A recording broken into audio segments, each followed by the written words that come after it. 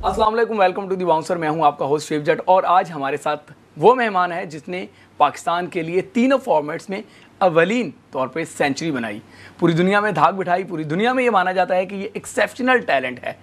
इस जैसा खिलाड़ी जो है वो बहुत कम देखने में आता है जो कुदरती तौर पे सलाहियतों से माला माल हो। इसके साथ साथ उसने कमिटमेंट भी अपनी मुकम्मल दिखाई। जब जब मैदान में आया अपना इम्पैक्ट छोड़कर चला गया, लेकिन आजकल एक लंबे अरसे से उन्हें क्रिकेट से दूर रखा जा रहा है या वो क्रिकेट से दूर हैं। इन सवालों के जवाब लेंगे। हमारे साथ मौजूद हैं पाकिस्तान के डैशिंग ओपनर अहमद शहजाद। अहमद, आपको वेलकम करेंगे शो में। थैंक यू शेफ जट। आखिर हर बार अहमद को कहा जाता है कि अहमद गुड बॉय नहीं है, बैड बॉय है, ये पोर्ट्रे कराया जाता है। तो अहमद क्या ऐसा करता था, कौन सा डिसिप्लिन उसने तोड़ा है? मुझे ना, मैं इसका थोड़ा सा ब्रीफली जवाब देता हूँ। हमेशा से मेरी शेफ कोशिश रही है कि एक जो एथलीट होता है ना, उसको बाकी चीज़ों से थोड़ा सेपरेट होना है, उसका थोड़ा सा डिस्टेंस रहना चाहिए बाकी लोगों से। आप हर किसी के कंधे पे हाथ डाल के आप दोस्त या नहीं कर सकते, आपके एक्वेंटेंस होते हैं, दोस्तों के दोस्त होते हैं, आप उनसे अच्छे तरीके से सलाम दुआ करते हैं। लेकिन इतना अब हर कोई जब आपका दोस्त या, तो बड़ा डेंजरस है, ये नहीं हो सकता। बिकॉज हमने एक तो एक एथलीट की इमेज है, उसको भी लेके चलना है, एक जो ताल्लुक रहना चाहिए वो भी। और दूसरा, अब आप देखें आईसीसी के कवानीन बड़े सख्त हैं। आपकी किसी के शख्स के साथ पिक्चर आ जाती है, वो वायरल हो जाती है। अब हमें तो नहीं पता ना कि कौन है कौन नहीं है, तो हमें बहुत सारी चीज़ें मुझे अपने लिए लेके चलनी पड़ी, जिसके लिए मैंने अपने गार्ड्स हमेशा अप रखे। तो वो गार्ड्स जब मैं अप रखता था तो लोगों को शायद वो ऐसा लगता है कि पता नहीं कोई रूड है, फलाना है ये। अब इस पे जो लोगों की चीज़ें थी, उस पे मोहर किसने लगाई? वो मोहर लगती थी कि जो मेरे खिलाफ रिपोर्ट्स आई, ठीक है। एक कोच ने, जो कि अभी पीछे आपके साथ गालिबन उनका वो पीसीबी के ऑफिशियल थे, उनका इंटरव्यू था, उन्होंने बोला, वो सारी बातें बताई कि कहा था कौन कौन आए। उन्होंने बोला कि हारून रशीद साहब ने बोला कि वकार यूनुस साहब आए, उसके साथ मिसबाहुल हक साहब भी आए। तो वो जो रिपोर्ट्स कहीं ना कहीं थी, तो वो आप पे ठप्पा लग जाती है। वो अब वो रिपोर्ट्स क्या थी, क्यों थी, मैं ये चाहता हूँ कि वो जो रिपोर्ट जिसका आज दिन तक मुझे नुकसान उठाना पड़ रहा है, आज तक कोई भी टीम मुझे सिलेक्ट करती है या किसी को मुझसे कोई भी मसला होता है, वो आराम से एक इशू बना देता है कि जी डिसिप्लिन, कि जी हैंडल करना बड़ा मुश्किल है, कि जी डिसिप्लिन, कि कभी आके जी ये प्रॉब्लम है। तो किस चीज़ का वो किसने मोहर लगाई हुई है? ये उसी रिपोर्ट ने। आज तक 5 साल हो गए हैं, मैंने कभी भी कुछ नहीं कहा। मुझे जो मेरे बड़े थे उन्होंने भी यही समझाया कि यार अब अपनी क्रिकेट पे फोकस छोड़ो, अभी यंग हो, ये चीज़ें चलती रहती हैं।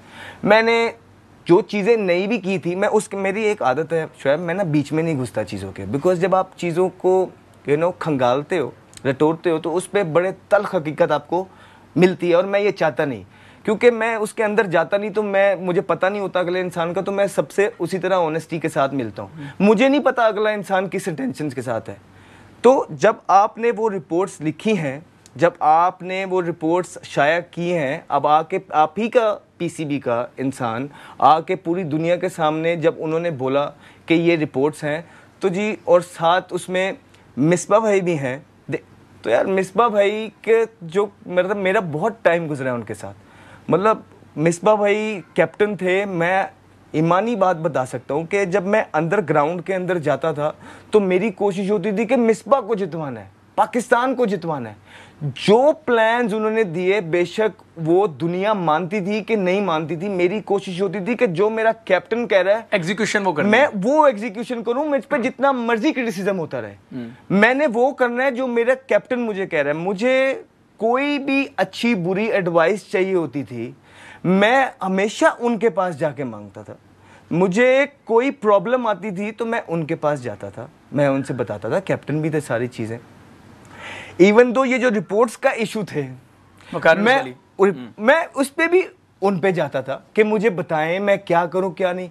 और मैं सारी दिल की बातें उनके साथ खोल के रख रहा हूं, अपनी ऑनेस्टी बता रहा हूं, और वही मेरी रिपोर्ट में मेरे साथ है। और मुझे पता भी नहीं है, वो तो हारून रशीद साहब बता गए तो मुझे पता लगा। जब मुझे ये चीज़ पता लगी ना, मेरा जेन्युइनली बहुत दिल दुखा है। मैं जेन्युइनली बहुत ज़्यादा हर्ट हुआ इस चीज़ से। मैं क्रिकेट को हद से ज़्यादा प्यार करता हूँ। मैं क्रिकेट को, मुझे पैसे पूसे से प्यार नहीं है। मैं आपको फिर बोलता हूँ, ये सारी चीज़ें उसके साथ लग के आती हैं। पैसे कमाने की बहुत ज़्यादा अपॉर्चुनिटीज़ मेरे पास थी भी, मेरे पास हैं भी, और मेरे पास हमेशा रहेंगी भी। आज तक वो रिपोर्ट जो है मेरे करियर पे एक हॉन्ट कर रही है मुझे। जिसका जो दिल करता है मेरे बारे में रिपोर्ट दे के चला जाता है, उस पर मुझे पता ही नहीं होता और मैं अगली चीज़ में उससे बाहर हो गया होता हूँ। तो यार मुझे पता तो हो शुएब, आपको भी पता हो, मुझे भी पता हो और पूरी दुनिया को पता हो। पूरी दुनिया वो रिपोर्ट पढ़े, उस रिपोर्ट में क्या है पूरी दुनिया को दिखाया जाए। आई एम श्योर उनके पास उसके एविडेंस होंगे। अगर उन्होंने कोई चीज़ आके मेरे बारे में लिखी है, अगर कोई जिस चीज़ का मेरे करियर को यूँ चल रहा था, मैं डिक्लाइन हुआ ना, मैंने डिक्लाइन फेस किया है उसकी वजह से। मैंने मेरी ज़िंदगी से पूछे, मैं तो सारी चीज़ें यहाँ थोड़ी बता सकता हूँ, लेकिन मुझसे पूछे तो सही मैंने 5 साल में क्या क्या फेस किया। शाहिद अफरीदी के आप बहुत करीब थे। वकार यूनुस और शाहिद अफरीदी का स्कैंडल भी सबके सामने ही रहा है कि दोनों के कभी ताल्लुकात अच्छे नहीं रहे कप्तान और कोच होते हुए। कहीं शाहिद अफरीदी के करीब होना तो आपको डंड नहीं डाल गया? ये आपने वो क्वेश्चन किया है, जब वो केस दुनिया के सामने आएगा, जब वो केस मैं चाहता हूँ कि वो पब्लिक हो, मैं चाहता हूँ वो मैं केस कंटेस्ट करूँ, ये उस टाइम की बातें हैं। फिर मैं अपना वर्जन दूंगा कि ये 5 साल मेरे साथ क्या होता रहा, मेरे साथ किस तरह का सलूक हुआ, मैंने क्या क्या सहा, कहाँ कहाँ सहा, क्या क्या बातें हुई, क्यों हुई, कैसे हुई, ये तब की बातें हैं जो आपने क्वेश्चन किया। क्या लगता है आपको ऐसा? सर ये मैं इसके बारे में अभी कुछ नहीं कह सकता, ये तब की बात है, ये कब का क्वेश्चन है जब वो रिपोर्ट मैं चाहता हूँ एक दफ़ा पब्लिक हो, उसमें जो जो चीज़ें लिखी गई हैं मेरे फैंस तक पहुँचाई जाएँ। बिकॉज आज भी मैं कहीं ना कहीं पढ़ रहा होता हूँ, कहीं ना कहीं देख रहा होता हूँ, उसी डिसिप्लिन के लेके आज तक। देखे यार, मेरी फैमिली है, मेरे अपने बच्चे हैं, अब सारी बात है वो सारी चीज़ें देखते हैं, वो सुनते हैं, तो उनको हकीकत का पता होना चाहिए। मैं सिर्फ ये कहता हूँ, आपने रिपोर्ट लिखी, आपने लिख दी, उसके पास आपके एविडेंस होंगे, लिख दिए, मिसबा भाई साथ थे, वेरी गुड, आप आके वो रिपोर्ट पब्लिक कर दें। मैं परफॉर्मेंसेस करता हूँ, मेरी परफॉर्मेंसेस के साथ हमेशा क्वेश्चन मार्क क्यों लगा दिया जाता है, किस वजह से, कि ये मसला है। पहले बोलते थे परफॉर्मेंस का कोई मसला नहीं, डिसिप्लिन। आप बोलते हैं परफॉर्मेंस का मसला डिसिप्लिन का नहीं। तो सर आप जब ये क्लियर है कि आप जब किसी को दीवार के साथ लगा देते हैं, देखिए मैंने कभी भी चाहा नहीं कि मैं कभी भी कोई ऐसी, आज भी मैं कोई बात नहीं कर रहा, मुझे नहीं अच्छा लगता कि दुनिया में हेडलाइंस बनती हैं, मैं इस चीज़ का बिल्कुल इसकी फेवर में नहीं हूँ। लेकिन मैं आपको सिर्फ ये बताना चाहता हूँ कि जब आप किसी को दीवार के साथ लगा देते हैं ना, उसके पास कोई रास्ता नहीं होता है, बस ये याद रखिए। तो मैं इस टाइम बिल्कुल कॉर्नर्ड हूँ, मुझे बिल्कुल दीवार के साथ लगा दिया गया। और वो जो लोग ये कर रहे हैं ना, 6-8 लोग जो हैं ना, मुझे उनके कोई पास से प्रॉब्लम है ना मुझे उनके कोई प्रेजेंट से प्रॉब्लम है, let me be really clear. लेकिन उन लोग वो मुझे लगातार नुकसान देते आ रहे हैं, ठीक है, वो किस तरह वो भी मैं बता दूंगा। मुझे उन लोगों का पता है, उनको भी पता है मैं किन लोगों की बात कर रहा हूँ। तो सर आप जब किसी को दीवार के साथ लगा देते हैं ना, तो उसके पास कोई और चारा नहीं बचता है। तो I am feeling really cornered. मुझे लगता है कि मेरी ऑनेस्टी को, मेरी अच्छाई को ग्रांटेडली लिया जा रहा है। जो चीज़ मेरे करियर पे हर्ट कर रही है, मेरी क्रिकेट पे हर्ट कर रही है, मैं पहले भी बोल चुका हूँ सर, पैसे मेरी नीयत में पैसे नहीं है, मेरी नीयत में मेरा इश्क, मेरा प्यार, जुनून की हद तक, ईमान की हद तक मेरा क्रिकेट है। मैं बचपन से कोई और काम नहीं किया, मैंने सिर्फ क्रिकेट खेली है। मैं हमेशा से पाकिस्तान टीम के लिए बेहतर से बेहतर करना चाहता हूँ। और जब कोई दूसरी चीज़ें, जब कोई वो चीज़ें आपके साथ मुंसलिक की जाती हैं जो आपने बिल्कुल दूर दूर तक नहीं की हैं और उसका आप थ्रू आउट नुकसान उठा रहे हैं, तो मैं चाहता हूँ ठीक है कि आप वो चीज़ें प्लीज़ पब्लिक करें, दुनिया को देखने दें। फिर मैं उस पर एक जो माशरे में, जो मौजूद माशरे में चीज़ें होती हैं, आप भी उस पर बात करें, मैं भी उस पर बात करूं, मैं अपना डिफेंस पेश करूं, आप अपना डिफेंस पेश करें। मेरे पास ये खबर है कि आपको कप्तान बनाने के लिए बाकायदा मीटिंग्स भी हो गई थी, इसमें कितनी सदाकत है? बिल्कुल सही बात। पाकिस्तान टीम के आप कप्तान बनने जा रहे थे गालिबन 2015 के वर्ल्ड कप के बाद। बिल्कुल। फिर क्या हुआ?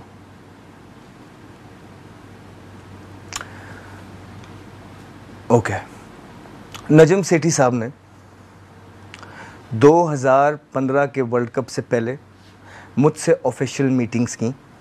उस ऑफिशियल मीटिंग्स में कैटेगोरिकली उन्होंने बोला था कि हमारी आपकी कैप्टनसी की, we think that you are capable enough, we think that you capable enough to handle the media, world media.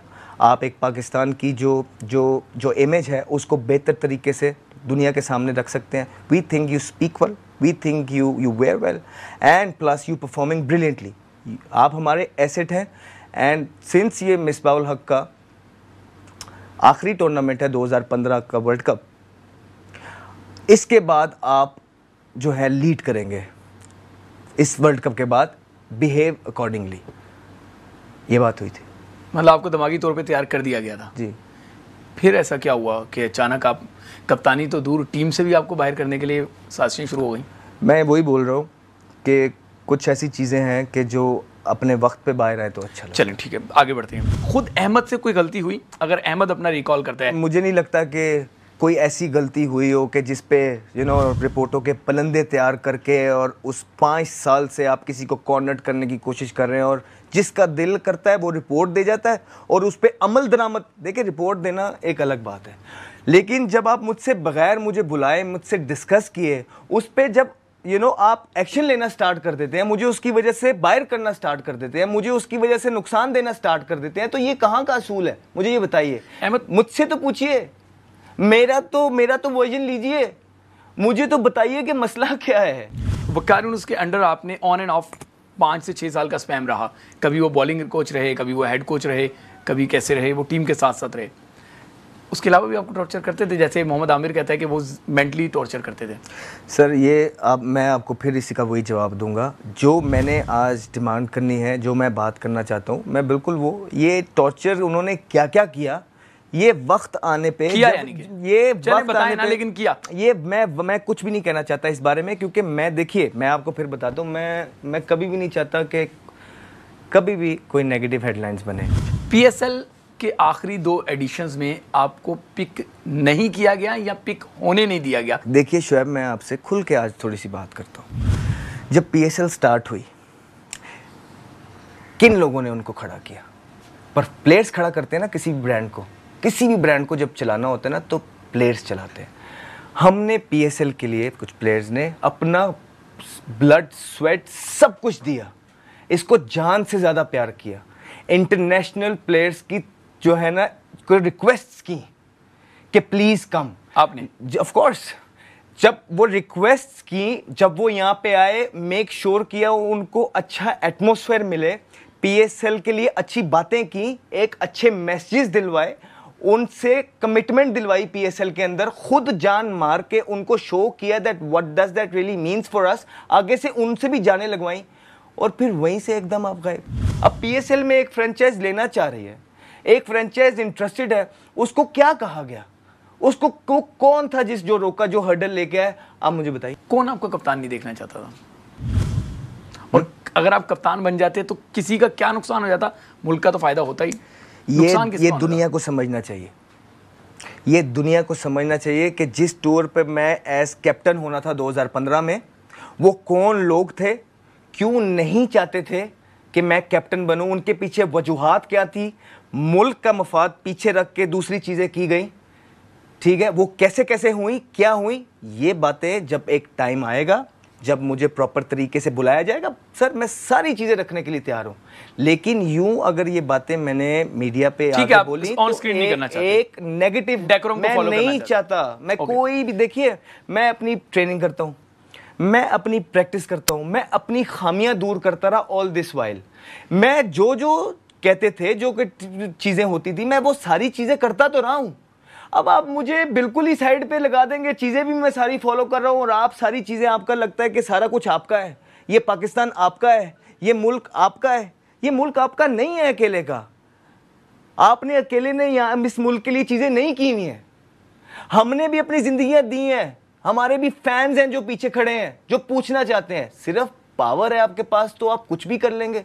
नहीं, मैं इन चीज़ों में नहीं पड़ता, इन टॉक्सिक हिस्सों का मैं कभी हिस्सा ना रहा हूँ। सिर्फ मसला ये कि मैं हिस्सा नहीं हूँ इन चीज़ों का। नहीं सर, आप ऐसा मत कीजिए। आप लोग जो भी हैं, जैसे भी हैं, मैं आप सबकी इज़्ज़त करता हूँ। मेरी क्रिकेट के दरवाजे आप बंद मत कीजिए, ठीक है। कोई भी प्लेटफॉर्म हो, कोई भी प्लेटफॉर्म हो, मैं निगलेक्ट होता हूँ। वही रिपोर्ट्स मेरे सामने आज तक आती हैं। मैं वो जोन सी, जब मैं कहता हूँ ना कोई भी प्लेटफॉर्म हो, तो वो मैं सब कुछ कहता हूँ। जितनी भी क्रिकेट मैं खेल रहा हूँ, मैं आज तक कहीं ना कहीं उसी रिपोर्ट्स की बुनियाद पे जज होता हूँ हर टीम के अंदर। तो ये कौन सी फैमिली है सर? One sided report. तो जी वो कौन सी फैमिली है सर कि आज तक वो कहते हैं जी रिपोर्ट, मुझे दिखाएं तो सही सर वो रिपोर्ट क्या है, मैं जरा देखूं तो सही उस रिपोर्ट में है क्या, और जिन्होंने वो रिपोर्ट दी है वो प्रूफ करें आके। यानी कि आप ऑन स्क्रीन ये चैलेंज दे रहे हैं कि वक्कार यूनुस और मिसबा ने जो रिपोर्ट बनाई थी वो आके आपके सामने बात कर लें। जी अहमद, आप पाकिस्तान का स्टार हैं और फ्यूचर भी हैं, क्योंकि 30 साल हैं अभी, तो बहुत क्रिकेट आपकी पड़ी हुई है। पाकिस्तान में तो 42 साल तक की क्रिकेट जो है वो ऑफिशियल इंटरनेशनल क्रिकेट खेली गई है। कुछ अर्सा पहले आप ज़ख्मी हो गए थे, तो क्रिकेट बोर्ड ने फिर आपकी केयर तो की होगी? यार टू बी ऑनेस्ट, मेरे पे ज़िंदगी में इससे मुश्किल टाइम नहीं आया जब मेरे ये 32 टांके लगे। दिखा देंगे क्लोजअप में। तो ये मेरे 32 टांके, 32 स्टिचेस लगे, और जिस पे मैं बहुत परेशान था। और जब ये हुआ, मेरी सर्जन से बात हुई, मैं शुक्रिया अदा करना चाहूँगा CMH के सर्जन्स का, जिन्होंने बहुत अच्छे तरीके से जिन्होंने मेरा ख्याल किया, लुक आफ्टर की। और मैं शुक्रिया अदा करना चाहूँगा ब्रिगेडियर खालिद और कर्नल खालिद का, जिन्होंने मेरी सर्जरीज़ की, क्योंकि उस टाइम तक तो कुछ परसेप्शंस थी हमारे अपने में, will I be able to play or not, क्या मैं दोबारा खेल, कैरियर ही ख़त्म होने की बात हो रही है। तो उस टाइम पे लोगों को पता था। देखिए, एक तो मैं इंजर्ड, और मैं ही फिर फ़ोन करके कहूँ, क्या कहूँ, जब मुझे पता है मेरी बात ही कोई नहीं सुनी जाती, इस पे भी मुझे शर्मिंदा कर दिया जाएगा, इस पे भी मुझे धुतकार दिया जाएगा, तो मैं किससे बात करता क्या? तो मैंने जो बेहतर समझा ना, वो यही समझा कि खुद ही क्रिकेट बोर्ड ने रब्ता नहीं किया आपसे? नहीं। तो ये इंजरी हुई कैसे थी? एक्सीडेंट होगा। अहमद, बहुत शुक्रिया, आपने अपना कीमती वक्त दिया। बहुत तल्ख बातें, लेकिन आप अभी भी कंट्रोल करते रहे। बार बार आप कहते रहे कि आप मुनासिब वक्त का इंतज़ार कर रहे हैं। अल्लाह करे कि वो मुनासिब वक्त ना आए। पाकिस्तान क्रिकेट की वो कहानियाँ जो बंद हैं वो बंद ही रहें।